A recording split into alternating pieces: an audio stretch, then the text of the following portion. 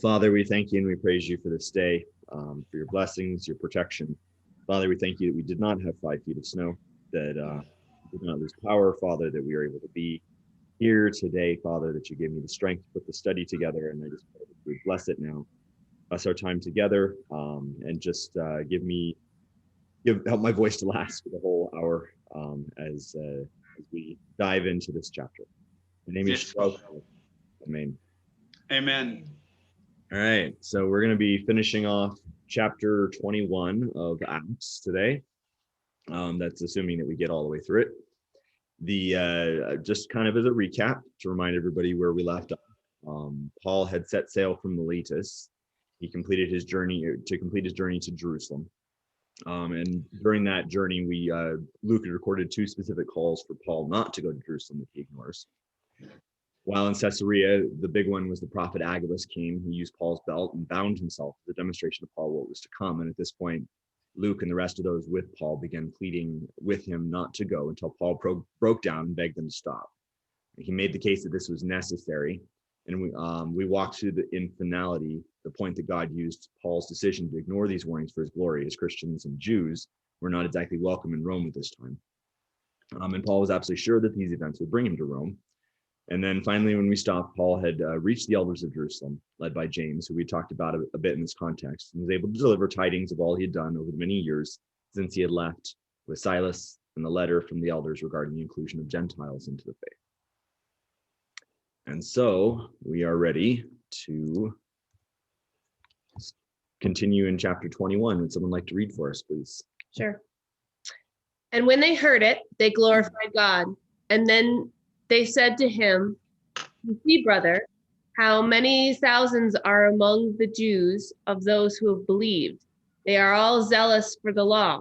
And they have been told that you teach all Jews who are among the Gentiles to forsake Moses, telling them not to circumcise their children or walk according to their customs. What then is to be done? They will certainly hear that you have come. Do therefore what we tell you.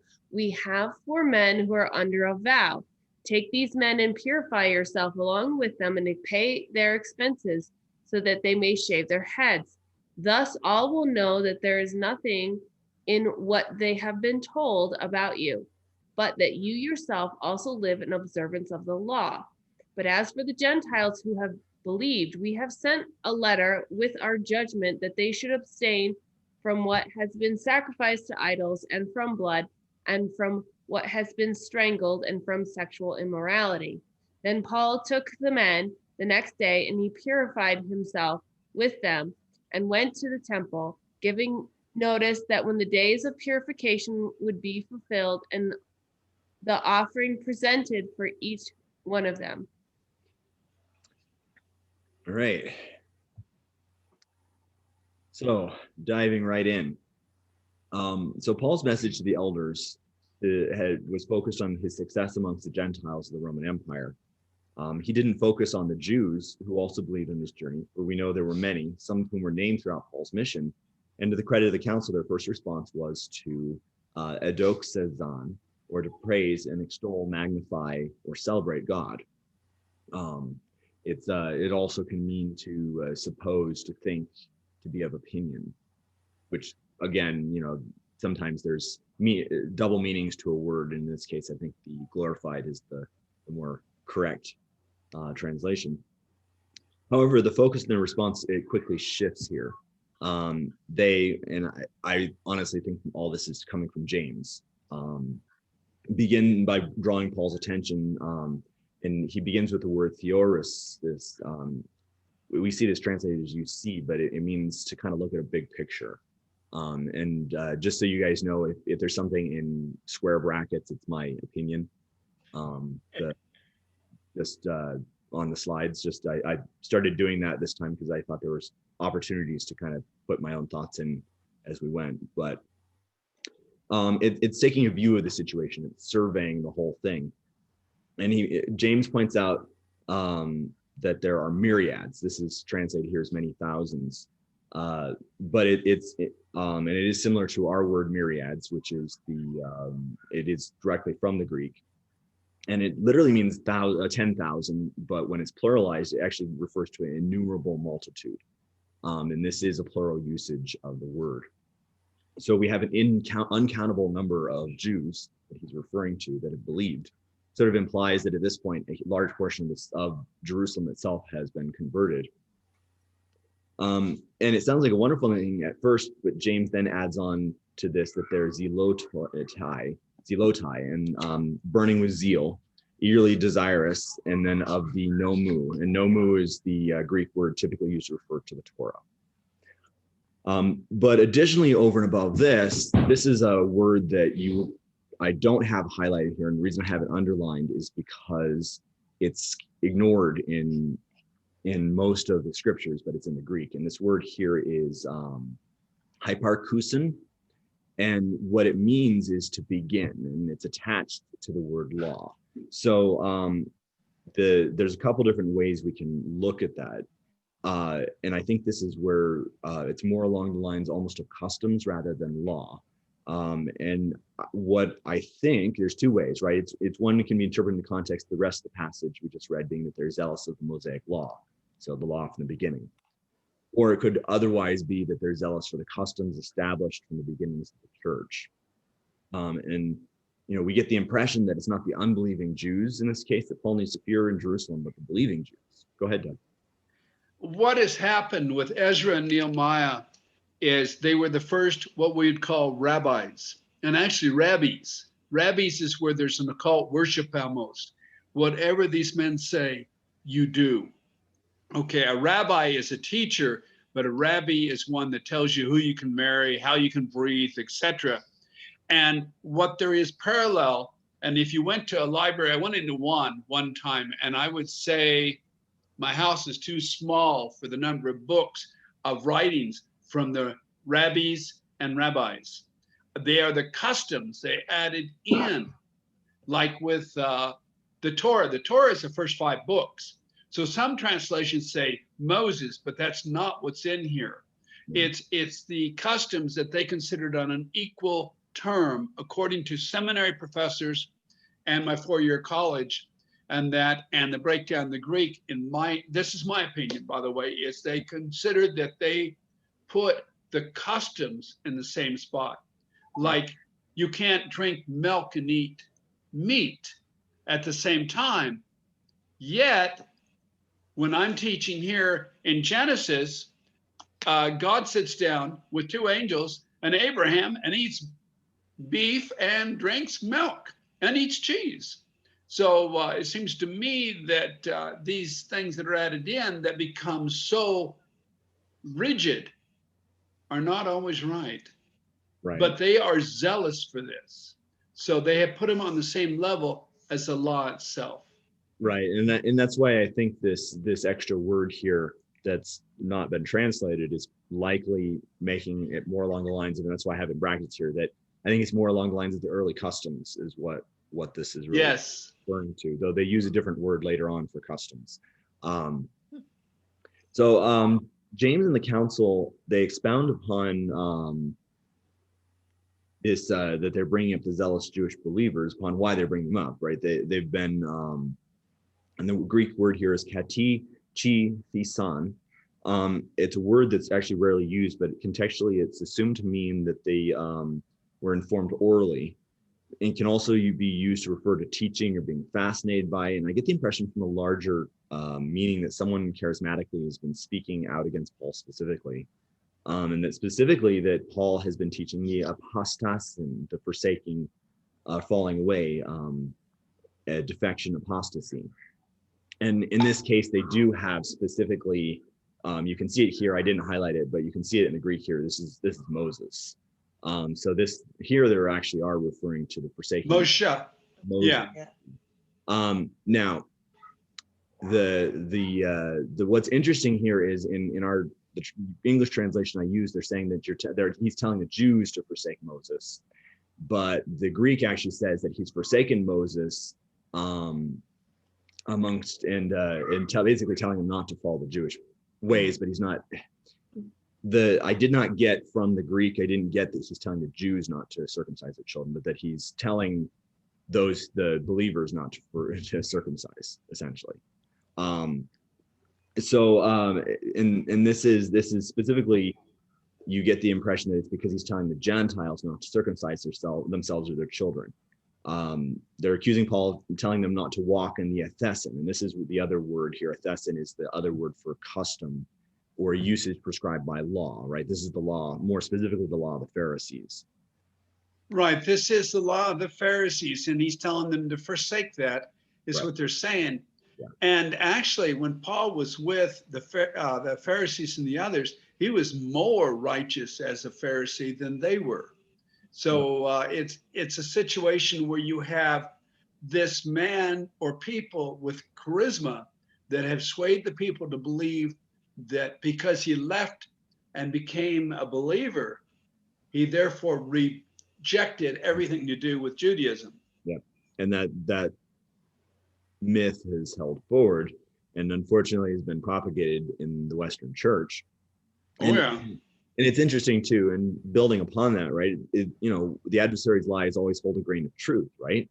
Because Paul had left Jerusalem last, holding a letter from the elders, specifically James's words, that the Gentiles were not to be expected to be circumcised as part of their conversion, right? So there's a grain of truth in what's being said about him. It's just it's being blown out of proportion. And it's in the accusation of apostasy. Had Paul been teaching all this without support, then yes, I can agree with the statement. But it wasn't of his own mind, right? He had simply stated that they must not burden the Gentiles too much. Those were his words to the council, right? And these men are saying that it's pointed also to the Jews that are living among the Gentiles rather than just the Gentiles, is what they've done. They've expanded. Well, no, in our English translations, that's the case, but in the actual Greek, I didn't actually. No, okay. Not in the Never Greek, mind, it's then. not there. This is a problem is we in our English translations, and I hate to say this, folks, over and over again, as you've seen from the Genesis on, have added, have changed, have put our doctrines in, and they're not in the Hebrew, they're not in the Greek. Yeah, so other nations, when I read the French Bible, it wasn't in the French Bible. Yeah. Certain things, yeah. So this word here is Jew. This is the Greek word for Jew, right? Mm-hmm. Moses. And this is basically it's saying that they're taking away from the Jewish law, essentially, is what. Okay. Which of course is different than the first 5 books or God's law. This is the problem is when I go to a church and pastor's preaching, well, Paul said we're not under the law anymore, and we don't have to listen to it. And I say, well, which one of the 10 commandments?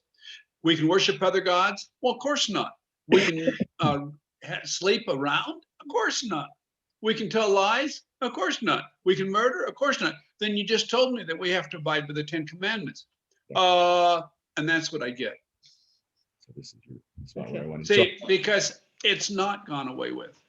So the whole point of this is the whole thing of creating hindrances to the kingdom of God. Megan had a really good thing that she wanted I wanted her to share here. Okay. Yeah, we were discussing this yesterday, and one of the things to see is that the Jews, they live and breathe this. They have been since toddlers brought up with all of the law and all the customs. They simply cannot comprehend how magnanimous and heavy all of it seems to the Gentiles. What they need is not just to be, I kind of likened this yesterday to the Jews taking a bunch of bricks and just throwing them at the Gentiles, and then the Jews saying, build a house. But what they really need, and what we all really need as new believers and to help new believers, is to let them have the cornerstone, obviously, which is Yeshua, and then hand them a brick at a time to help, line upon line by line, to help them grow and understand as they go. Yah meets us where we are, and he does, because he wants us to grow with him, not to feel like we're separated by a chasm from him and that we can't get across. He is there helping us build the bridge across the chasm to get to him. He is there with us step by step, building this house so that it can be sound and it can be straight. Mm. And so Paul is not saying throw everything out. He's saying be gentle. He's saying let's help them grow as they can. Yeah. And the thing is the Jews have such trouble seeing this because they're like, because it's easy for them. For me, at the point I am, it would be easy for me to see a new Christian and be like, oh, you need to know all of this. Here. Know this and be able to understand it right now. But I need to understand that they can't handle it all at once. And sometimes there is a certain order in which you can give certain things to someone so that they have the ability to understand. So. And this is true. There's one last thing I'd like to bring up, Daniel, and that is that when James sent out his letter, he said that in every synagogue, and there's synagogues in every city. This is before the Judeans were kicked out of Rome. He said on the Sabbath, the Torah is taught. And so the people that are following, they did not consider they would be separate from, the seed of Abraham, but they would be one. So therefore they would hear the message in the synagogue, and they would grow as a good tree by the water of living water, but they would have the truth at the center, the root. Yep. So James' statement after this is pretty direct to the point, right? He says, what are we or you going to do about this? Paul's arrival, it's not discreet. He didn't slip in during the night. And I think James expects that word of Paul would have spread or will spread. And knowing Paul as we do after these many weeks of studying him through Luke's eyes, it would be in his nature to hide, right? We're talking about the man who refused to leave prison until at the minimum, the representative of the magistrate came to address him publicly to apologize, right? This is not a shy man, one who will be intimidated. James, he answers his own question, right? He presents Paul an action he believes will protect Paul. He informs him that there are 4 men here under a yukin, a vow. They likely recognize that Paul was under a vow himself, right? We've talked many times about the fact that at this point, Paul likely has very long hair. We can safely assume that Jews practicing a Nazirite vow probably have a specific way of binding their hair that makes it known to other Jews. These sorts of things are a vow to God, but are often done in public fashion because they're intended in part to make a demonstration to others of the commitment to God. And the context of the passage is where we get this with us, translated the word heman, literally just means here. So we have here in possession of 4 men. So James lays out the plan. Paul is to follow the prescription for the end of the vow with these men. I did this slightly out of order, and I apologize. We're going to go back in a moment here, but just so you guys can see the Greek word here, the hagnestheti, means to purify or be purified. It's having a deep and spiritual meaning, right? In the Bible, the biblical sense of purification, we know this practice is for 7 days, period of intense prayer, abstinence, washing, sacrifices. And I had promised previously that we would take a deeper dive into what a Nazirite vow entailed. So I think this is the time to do that. And so I've got here Numbers 6, 1 through 21. Someone would like to read the first 12 verses for us quick? I'd be happy to do that. Go for it. And the Lord spoke to Moses, saying, speak to the people of Israel and say to them, when either a man or a woman makes a special vow, the vow of a Nazirite, to separate himself to the Lord, he shall separate himself from wine and strong drink. He shall drink no vinegar made from wine or strong drink, and shall not drink any juice of grapes or eat grapes, fresh or dried. All the days of the separation he shall eat nothing that is produced by the grapevine, not even the seeds or the skins. All the days of his vow of separation, no razor shall touch his head until the time is completed for which he separates himself. To the Lord he shall be holy. He shall let the locks of hair of his head, he shall let the locks of his hair of his head grow long. All the days that he separates himself to the Lord, he shall not go near a dead body, not even for his father or his mother, for brother or sister. If they die, shall he make himself unclean, because his separation to God is on his head. All the days of his separation he is holy to the Lord. And if a man dies very suddenly beside him, and he defiles his consecrated head, then he shall shave his head on the day of his cleansing. On the 7th day he shall shave it. On the 8th day he shall bring 2 turtle doves or 2 pigeons to the priest to the entrance of the tent of meeting. And the priest shall offer one for a sin offering and the other for a burnt offering, and make atonement for him, because he sinned by reason of the dead body. And he shall consecrate his head that same day, and separate himself to the Lord for the days of his separation, and bring a male lamb a year old for a guilt offering.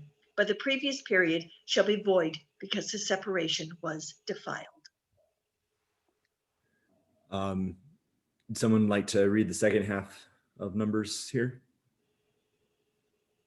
Okay. And this is the law for the Nazarite. When the time of his separation has been completed, he shall be brought to the entrance of the tent of meeting, and he shall bring his gift to the Lord, 1 male lamb, a year old, without blemish, for a burnt offering, and 1 ewe lamb, a year old, without blemish, as a sin offering, and 1 ram without blemish, as a peace offering. And a basket of unleavened bread, loaves of fine flour mixed with oil, and unleavened wafers smeared with oil, and their grain offering and their drink offerings. And the priest shall bring them before the Lord, and offer his sin offering and his burnt offering. And he shall offer the ram as a sacrifice of peace offering to the Lord, with the basket of unleavened bread. The priest shall offer also its grain offering and its drink offering. And the Nazarite shall shave his consecrated head at the entrance of the tent of meeting, and shall take the hair from his consecrated head and put it on the fire that is under the sacrifice of the peace offering. And the priest shall take the shoulder of the ram when it is boiled, and 1 unleavened loaf out of the basket, and 1 unleavened wafer, and shall put them on the hands of the Nazarite after he has shaved the hair of his consecration. And the priest shall wave them for a wave offering before the Lord. They are a holy portion for the priest, together with the breast that is waved and the thigh that is contributed. And after that, the Nazarite may drink wine. This is the law of the Nazarite. But if he vows an offering to the Lord above his Nazarite vow, as he can afford in exact accordance with the vows that he takes, then he shall do in addition to the law of the Nazarite. So with the Nazarite, there's a bunch of key points. Just highlight the stuff from the section we just read. It's entered into voluntarily. It's a decision, action, desire to yield oneself unto God. Both men and women can participate. It's not limited. The only limitation is that a single woman could be freed from this vow by her father, or a married woman by her husband if they don't agree to it. It usually has a specific time frame. And then there were 3 guidelines to the Nazarite, right? The abstinence from all things related to fermented drink, or the grape in general, including raisins, seeds, and skins. Could not cut the hair, and could not go near a dead body, even if an immediate family member were to die. And a lot of people say this includes all corpses, though that's been argued. And then it ends with the cutting of the hair, being cut, placed on the fire under the altar that's used to boil the shoulder of the ram, as well as all the other stuff that was described as being brought before the priests in order to complete the ceremony. So that's the entirety of the Nazarite vow. And just briefly, there are 3 famous Nazarites from the Bible: Samson, and Samuel, both of whom were Nazarites from birth. And then in the New Testament, the common belief is that John the Baptist was also a Nazarite, or had taken a Nazarite vow during his life. So those are the famous ones. And then, of course, now we have Paul, though it's never specifically stated that it was a Nazarite vow. I think the general consensus is that that's what was taking place here. So assuming that these men, along with Paul, had taken at some type the Nazarite vow, they were now prepared to go with him to complete the rite all together at the temple. And there's nothing in the scriptures that prohibits the act of completing the vow together. And one may assume that it may have been a custom at the time for one or more to come together in this manner at the time of a feast. James goes on to instruct Paul that he should assume the dopanesin, right? That's the expenses here. So we can assume that the expenses that are incurred is, right, the cost of the food items, the bread, the lambs, the ram, the assumption being that there's to be presented one for each of them. And then in this time and day, it very well may be also that there was an additional fee for the shaving of the head in the temple court before entering the inner sanctum, right? So, and what's interesting here is this act of this mention of shaving here is it's a different word than the one we was used before, and I made that distinction that the previous Greek word for that had at times been translated shaving or shorn was the word used for cutting of sheep hair, right? Because you don't shave a sheep, you cut it very short, but you don't shave it because otherwise you risk cutting the skin, causing infection, etc. This word here is irisemtai, which actually is derived from the word for razor or razor blade.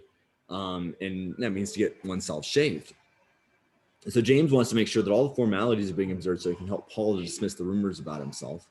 Luke records the use of the word stoicheus, which we see denoted here as being observant, but literally means to proceed in a row or go in order. So, when we say living in observance, it's really saying go in order, be in order with this, and philasin, guard, keep, watch on, keep safe, the law, the Torah, right? So now we can confidently say that he's referring to the Torah, when he makes this statement and uses the word pneumon. And by doing all this, James is confident he can point to this and quiet those who've come to believe that Paul is no longer observant in the Torah.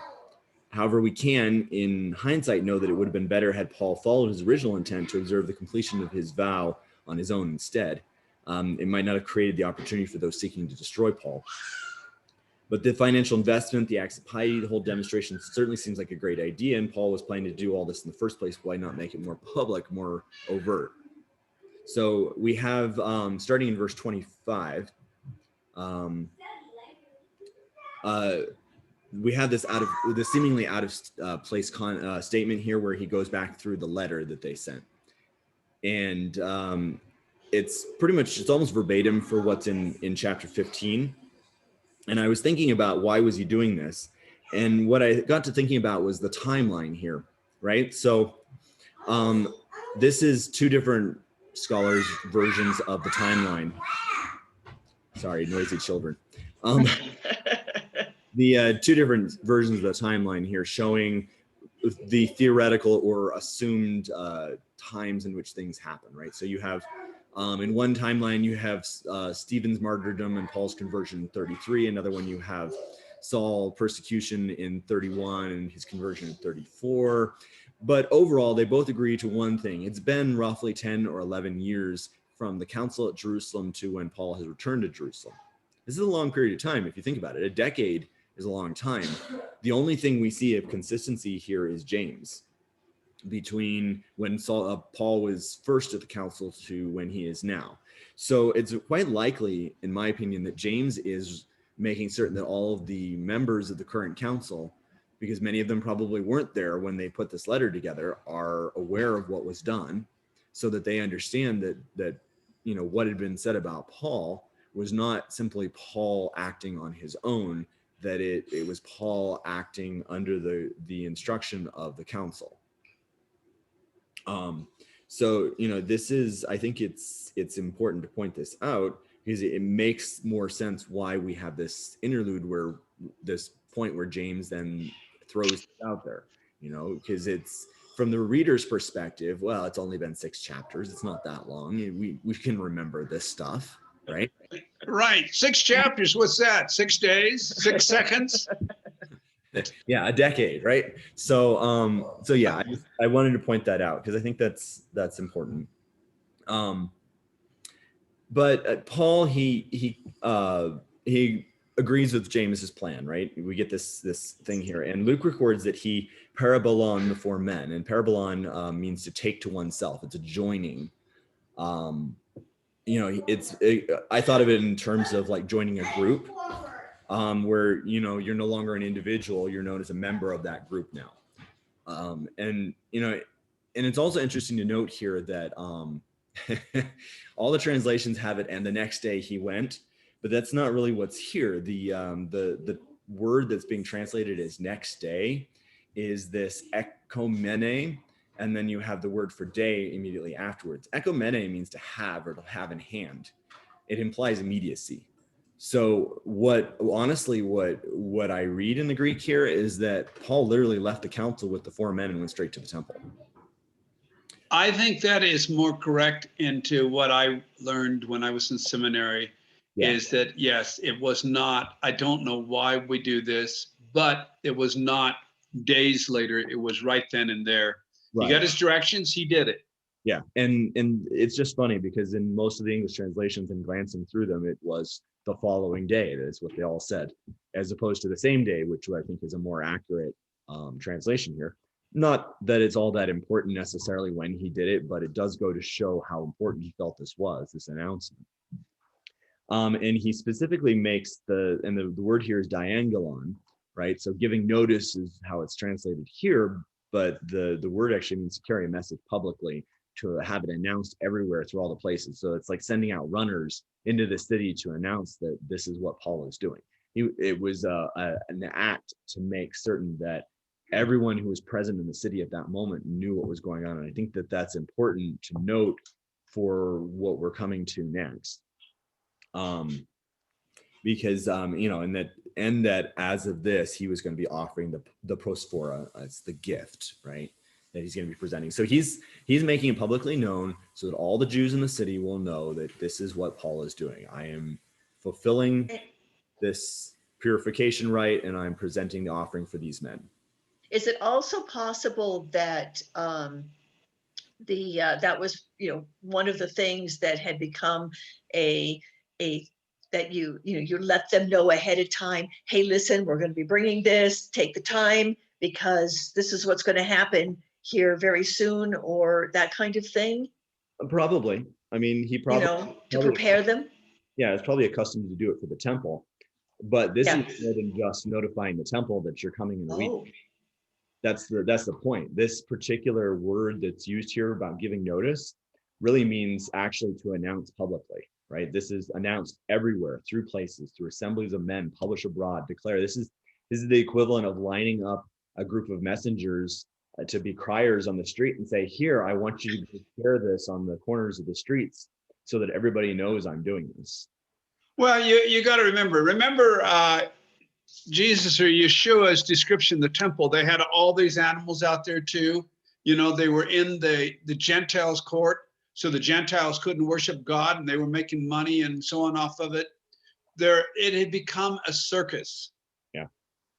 A real circus. And it backs up what they did. You got these customs, so let's observe them. And they tried to observe the customs, but the problem is it'd been better if it had been done a little bit quieter, if he did not want to go to Rome that way. Right. Well, and again, though, but keep in mind, while we are making that case, I think as we get into this next third of this section, you'll see, though, that I'm going to make the case that that's not necessarily 100% the situation either way. But okay. Oh, I agree with you. Okay. Someone like to read 27 through 34 for us, please. I can give it an effort unless Joan wants to. Oh, you go. There's hard words in there. Okay. Well, the hardest word for me is, well, let me put glasses. No, these glasses don't work with the computer screen. When the 7 days were almost complete, the Jews from Asia, seeing him in the temple, stirred up the whole crowd and laid hands on him, crying out, "Men of Israel, help! This is a man who is teaching everyone everywhere against the people and the law of this place. Moreover, he even brought Greeks into the temples, defile this place." Okay, there's a lot there, and maybe Daniel covered it. Yes. For they previously themed Trophimus the Ephesians with him in the city, and they supposed that Paul had brought him into the temple. Then all the city was stirred up, and the people ran together. They seized Paul, dragged him out of the temple at once, and the gates were shut. And as they were seeking to kill him, word came to the tribune of the cohort that all Jerusalem was in confusion. He at once took soldiers and centurions and ran down to them from this fort that is up above, that they're now the holy site. It was called Fort Alexandria, and ran down to him. When they saw the tribune and the soldiers, they stopped beating Paul. Then the tribune came up and arrested him and ordered him to be bound with 2 chains, inquired who he was and what he had done. Some in the crowd were shouting one thing, some another. And as he could not learn the facts because of the uproar, he ordered him to be brought into the barracks. All right. Yes, John, there are some hard words for me too. Yeah. All right. We get the impression that the events of Paul's arrest take place before he has the chance to complete the ceremony of purification. I do want to put that out there.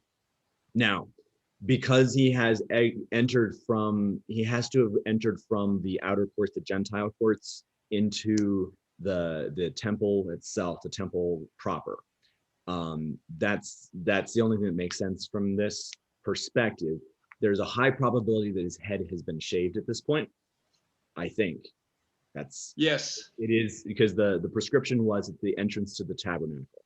So the way it was set up, the outer court was not part of the tabernacle, but he would have entered the tabernacle, which means he should have had his head shaved.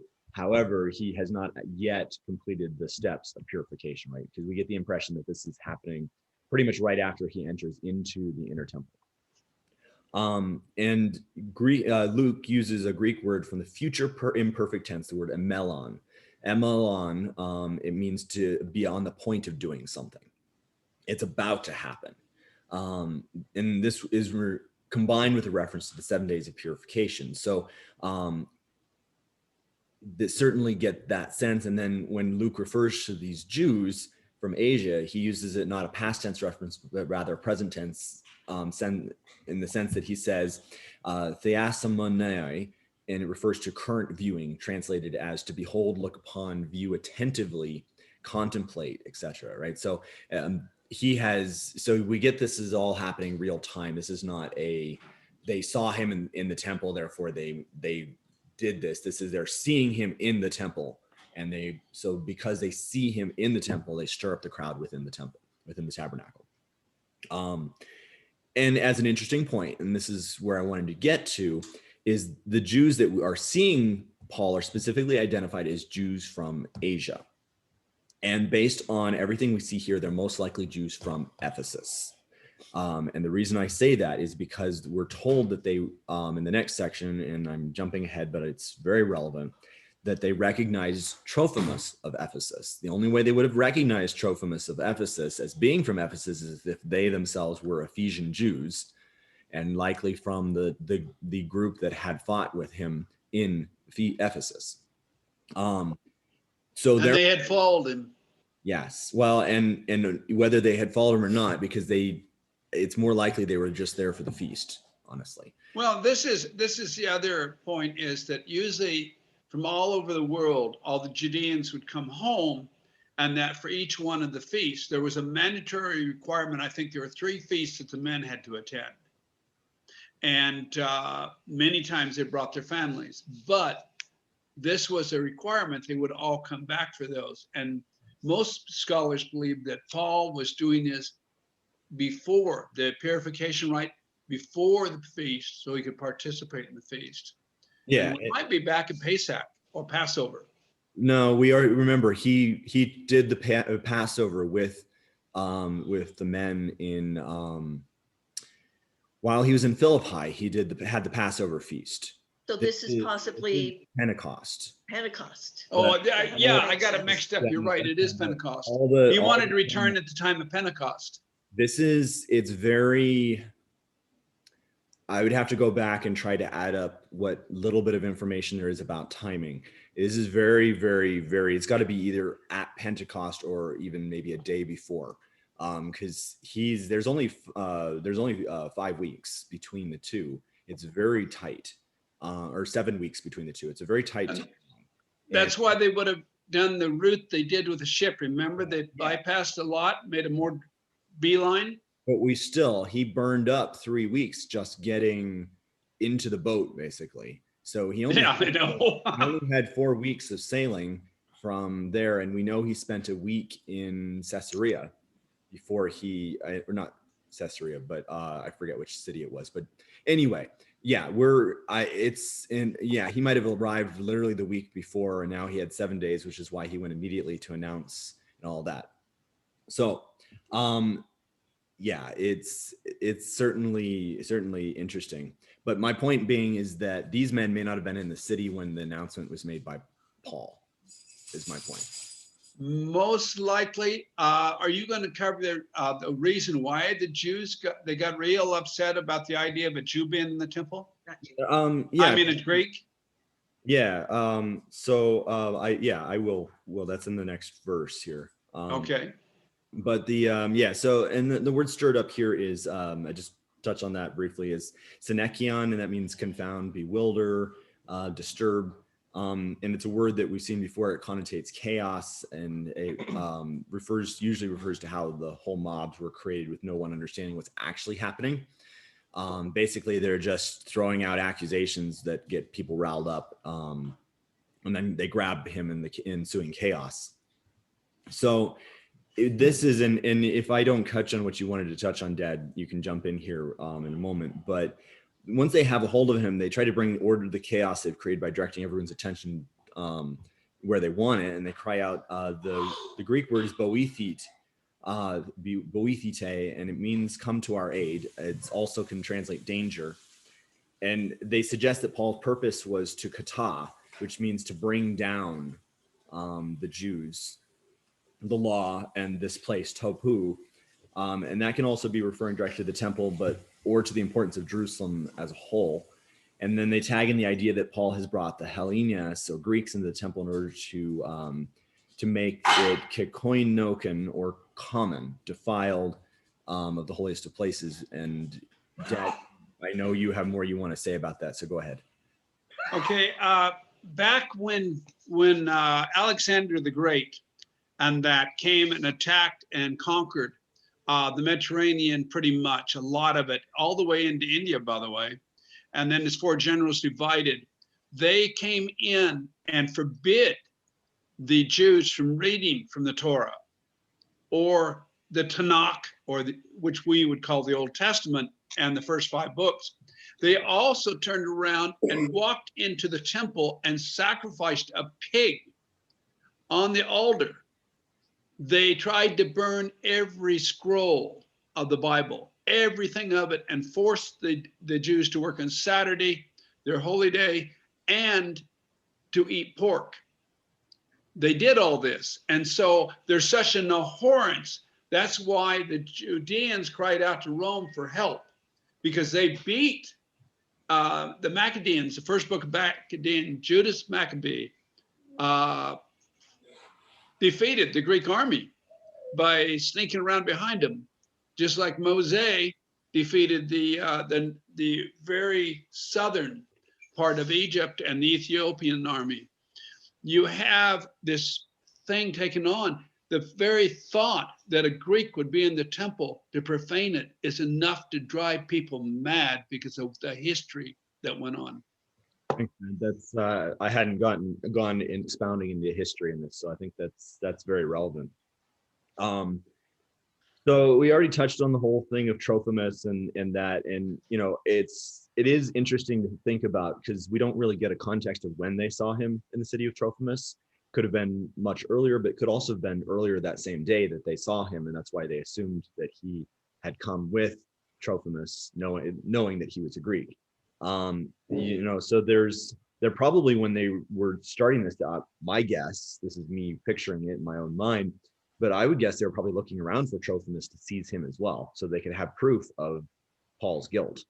And they might have been hoping in the chaos that it'd become apparent. But obviously he would have been, even if he had been walking up with him, Trophimus would have been left in the outer court to wait for Paul, right? Because that's Trophimus. He wouldn't have been allowed in. Yeah. So Luke indicates to us that the commotion quickly spread beyond the doors of the temple, filling the city. Luke describes the events with the term syndrome, and it's a Greek word that you use to describe the running together of a hostile or riotous group. And after laying hold of him, Luke describes a mob as icon, or forcibly dragging someone against their will. It's a word that's typically associated with the act of unsheathing a blade or drawing something forth. And I think we've touched on this word before, heilkun. It's a word that implies violent connotations, and you get the impression that this was far from a gentle experience for Paul. But what I find fascinating that Luke adds a piece of context that creates a more figurative meaning to the events here. He describes them dragging Paul out of the temple, but then he says, not that someone closed the doors of the temple, but rather that immediately the doors were ekklesthesin, or shut up. It's a word used in a metaphorical sense when the heavens withhold the rain. It suggests the idea of closing something so it's no longer accessible to create an obstruction. And if you consider the fact that this is the last time Paul will ever see the temple, you can understand why I'm drawing your attention to this singular event. Right. Yeah, they would have definitely shored up, because the memory is so vivid in their minds of what the Greeks had done. It wouldn't have been hard to get all the people. And I wanted to share this with you. Now, this is southern France, and Israel is a mixture of people today with culture. But the whole Mediterranean was like this, along the Mediterranean. We were in Montpellier, and I watched two men. They were screaming and yelling at each other. And you thought they're going to come to blows and kill each other. Later, when we walked back, we saw them sitting down having a drink together. And so I inquired with different people in the city, and I found out that they're very hot-blooded. They boil, they yell, and then they go about their business. Okay, so this is kind of a lot to do with the Mediterranean people. They can be very hot-blooded, but they don't always do harm to each other. In this case, because of the addition of the Greeks, they were ready to kill the man. Yep. And that's, I mean, that's what we have here. They were seeking to kill him, right? The seeking being the zootonton, seeking out to find or strive after, following to kill apokatenai, right? So, based on Luke's description, we get the sense that much like the dragging of Stephen from the Sanhedrin to stone him to death, the mob is dragging him out, probably for the same intent. However, God had other plans. Word quickly reaches the Chiliarco. The Chiliarco is a commander of 1,000. So essentially we can think of him as, the garrison commander of the Roman army who occupies Jerusalem. And he calls whatever troops he can muster on short notice. Luke describes soldiers and centurions. The number it's very clearly plural. And so we know that for 1,000 men, there would have been 10 centurions, because each centurion would have commanded 100 men, much like a sergeant. And we would presume that the soldiers likely served in shifts. So we're probably talking 3 or 4 shifts. So there are likely 2 or 3 centurions on duty. And hence we can presume the commander's arriving of somewhere between 200 to 300 men, as a guess. And if you've been to the old city, by the way, the Fort Alexandria sits on the top. They call that the Temple Mound. Okay. It's Fort Antonia, but go on. What was that again? It's actually called Fort Antonia. And it's, the original, the fort that they had at the time, Fort Antonia, was destroyed. There was probably another one built later, but at this time it was called Fort Antonia. I've got some pictures. Okay. No, you're probably right. And I probably have my forts mixed up. But anyway, so Fort Antonia, he's on the hill. Okay. Yep. So his people are watching continuously, or they'd be executed. That's what the Romans did. So they saw what was going on. And this is on the Temple Dome. So they would have been looking down at the temple itself would have been down below, like we see this picture down here. Yeah. And so they would have seen this big commotion, these crowds. And the Romans, if anything, were very intense on trying to keep order. And they didn't trust the Jews. Yep.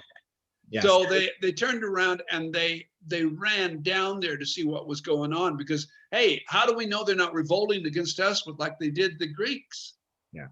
Well, and the other thing too is you get the impression that somebody notified this tribune, the commander. And I was actually kind of theorizing that maybe Luke himself ran out of the temple when he saw this happening, because so in this picture you can see here, this is actually supposed to be, now again, this is a model and a lot of people agree that this is probably not accurate, but this is what most people have modeled it as. This is supposed to be the temple portico here, the colonnade of Solomon, as they called it. And then this is the fort. So you can see it was practically on top of the temple. They put it right next to it so they could. Yeah, except for this is just reverse of reality. Yeah. Yeah, I know. The fort sat on top, and the place they called the Gold Dome was the temple to Mars that was built by Herod when he built Caesarea to honor the Romans at that time. So it's kind of reversed from how it should be. God's temple was actually, well, Herod's temple that he built for the Jews is not God's temple in any way, because that's across the street from the walled city in the old city, the city of Zion, David, that one. But God's temple was always in a lower place. If you read about the threshing floors, so it was in a lower place, and the fort was up above, not vice versa. And I hate it when they do that, because they always want to put, oh, God should have been elevated way up. But if you read in the Old Testament, it says on every high hill they did idols and so on. Yeah. Well, God was always, he came as a humble, and he's always treated us with a humble. Behold, I stand at the door and knock. I don't force my way in. Keep in mind, Herod probably did build it on a hill. His version. Oh, I know he did, but it was not that hill. Right. Okay. Well, regardless. Anyway, there's a lot of argument and debate over where things actually were and all this other stuff. Because, again, Herod would have built the temple where he thought it was supposed to go, not necessarily on the ruins of the original temple, too. But you also have to remember that he wanted to honor the people that put him in power. Yeah. He submitted to them first. Yep, of course. So anyway, so we have these troops coming down, and the term here that we see as run down is also the quell a tumult. And then there's the refers to the commander's arrival. The beating stops. The beating here is a triptontes, and it's in the simplest sense, it can refer to any striking with staff, whip, fist, hand. So you can certainly picture mob violence in this, whatever people had on hand, but it does not mean stoning. So they hadn't resorted to stones yet at this point. Probably would have before long. So, this all happens very quickly. And, there's a number of possibilities of how far they had gotten. But there's two possibilities. One being is that they hadn't gotten very far, since the fortress was so close that they were able to respond quickly. The other possibility is that the Jews were known for taking their victims to a specific place. And so therefore the commander knew where to go to find them. So one or the other.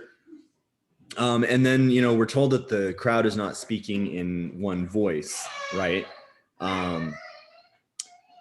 We're also told that the commander, and I didn't put it up here, but the commander, when he immediately binds Paul, I just wanted to point out two things here. One is that there's two sides to this coin, right? One is that he's protecting Paul from further assault by arresting him.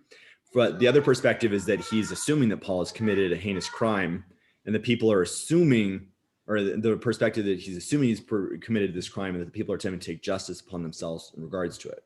And I think that's probably more likely what's going on based on what we see in the last part of the chapter, which unfortunately we're not going to get to it today. But and then the whole thing is because he's bound with two, and the reason I say that is because he's bound with two chains, which fulfills the prophecy of Agabus, because both his hands and feet are bound, which is an unusual thing in this context, right? We don't typically see them binding with two chains.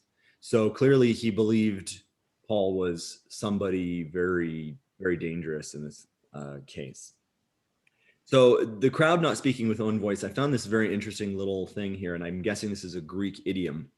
It's aloi de allo, and some another is basically what it means. And I'm guessing it's a Greek idiom that essentially means that nobody could agree on anything. Because that's pretty much the literal translation is someone and some another, essentially.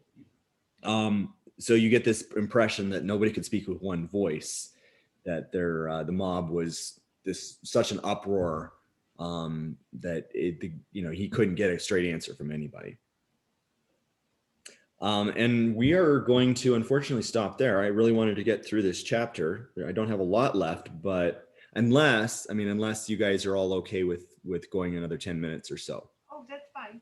Okay, then. Works for us. All right, we'll keep going then. I gotta go do one thing first, and then All right, I'll give you just a moment. And I'll bite my tongue. All right, Joan, would you like to read this last section for us? yes. Order? And then he came to the steps he actually carried by the soldiers because of the violence of the crowd. For the mob of the people followed, crying out, "Away with him." As Paul was about to be brought into the barracks, he said to the tribune, "May I say something to you?" And he said, "Do you know Greek? Are you not the Egyptian then who recently stirred up the revolt and led the 4,000 men of the Syrian Assassins. assassins out into the wilderness?" Paul replied, "I knew the Jew from Tarsus and Cilicia.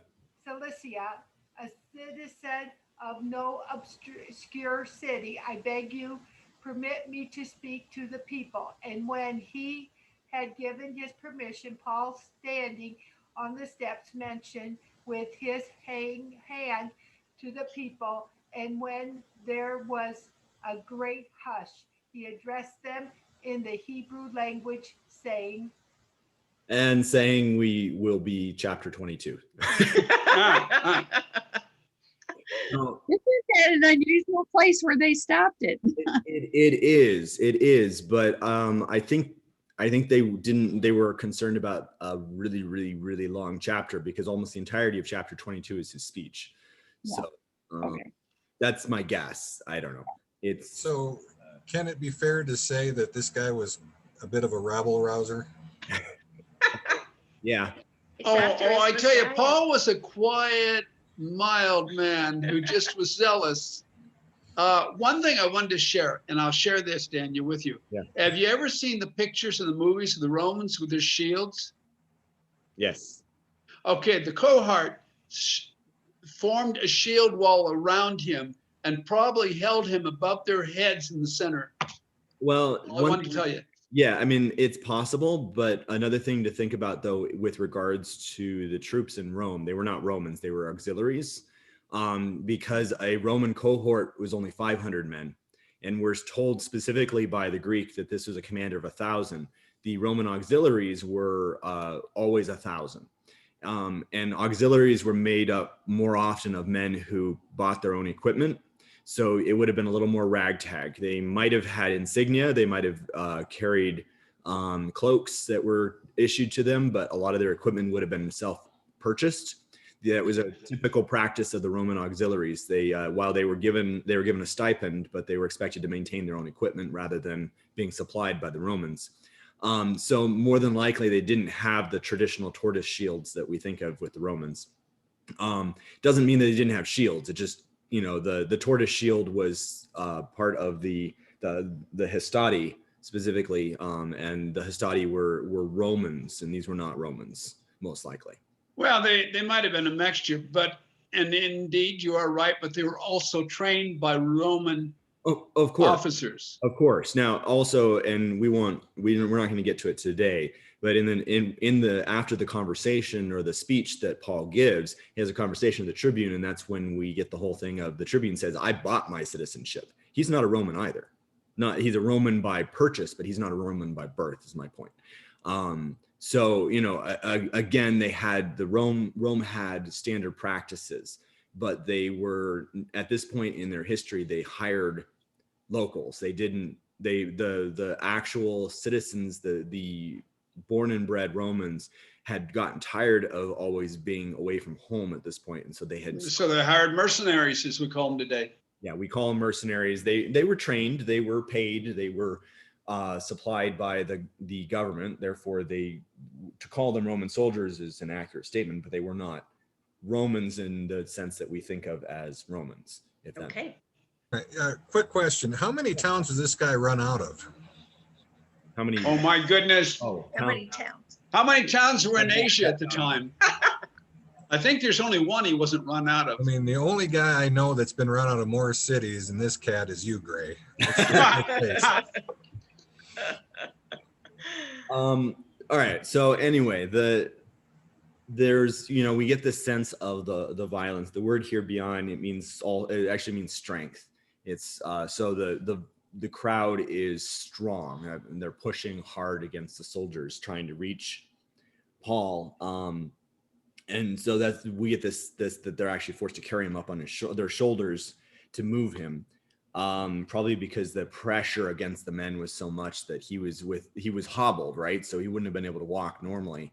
It would have been very difficult for him to walk with all the pressure against him. And we get to, and we have this word, and I highlight here, steps. It's bathmouse, and it means an ascent, but apparently this particular word was used to refer to a specific ascent, and that is, these were the steps going up to this fortress of Antonia, these stairs, and the specific stairs, they're leading to this tower. It was right next to the temple, and it was apparently located north of the temple, and it was where Rome maintained its garrison. And this is the picture we were looking at earlier, and I do make a note here. It's an inaccurate depiction because it's from what Josephus described. It was a single tower with 4 towers on it. So this somebody interpreted it as being this square fort, but he described it as being a single building with 4 crenellated towers. That's an English design. Yeah.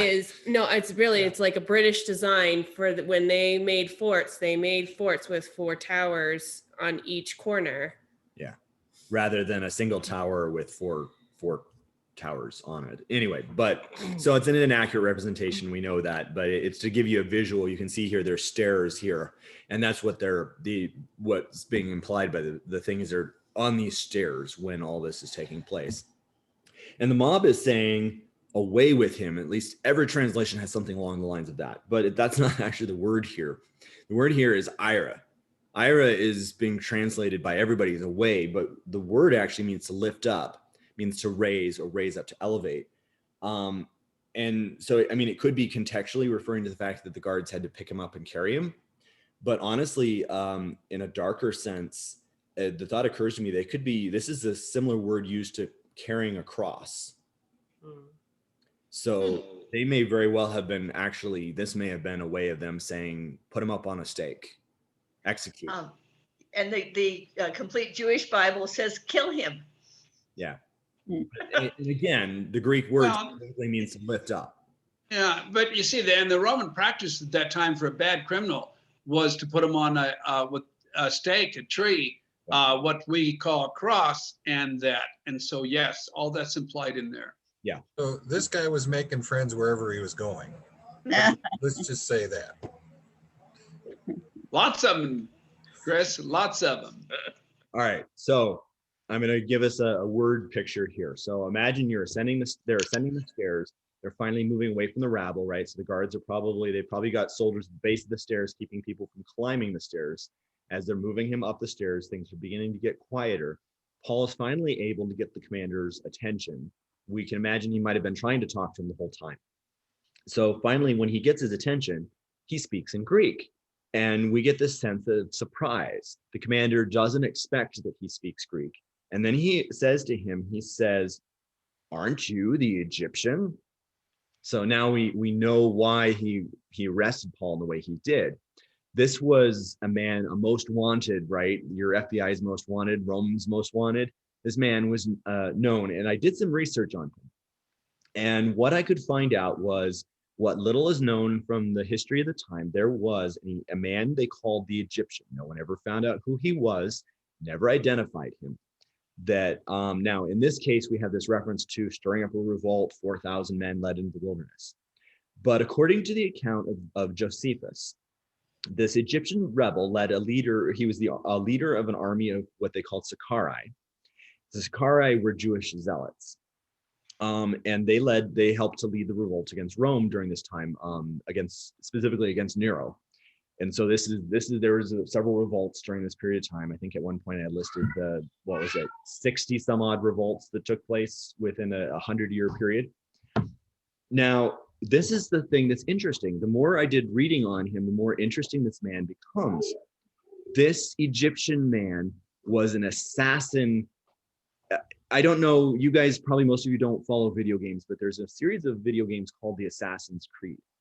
And I've come to the realization that they based the first character, the first game was based off of this man because he was known, based on all the evidence that we have, the belief was he was a wealthy aristocrat within high society, likely spoke and acted such that he fit in with all cultures and all societies, but he carried with him the Jambaya knife, the Indian knife, and he would literally walk up to people and he would thrust it under the ribs, into the heart, and then walk away.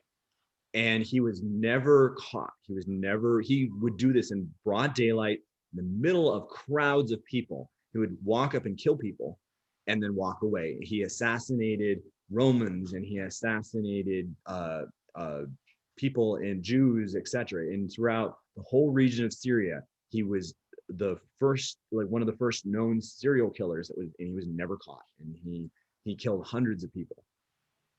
Just that's who this man was. And that's who they thought they'd captured. So you can understand why they bound him hand and foot, because that's what they believed, who they believed he was. So I thought that was really fascinating when I started into that. Yeah. So, Paul identifies himself as Jew, as a citizen of Tarsus, a resident of Tarsus, and a citizen. And later on, he makes the actual claim of citizenship that we'll talk about in the next chapter. And then basically, I just wanted to wrap things up with this last verse here and just point out the fact that it says here that he addressed them in the Hebrew language, which again goes to show why the commander was surprised that he spoke Greek, because I think you kind of get this when you talk to historians, everybody's, everybody spoke Greek. Everybody spoke Greek. Well, that's not necessarily true, because otherwise he wouldn't have been standing there addressing them in the Hebrew language, right? Now, the other thing to add here is that this word here is Hebraidi dialecto, and it's translated as Hebrew language, but this was not the Hebrew language. This is the Chaldee. No. And this was post-Babylonian. So it's like Yiddish today. It was a hybridization Yiddish is a hybridization of Russian and Hebrew. The Chaldee was a hybridization of Hebrew and Chaldean.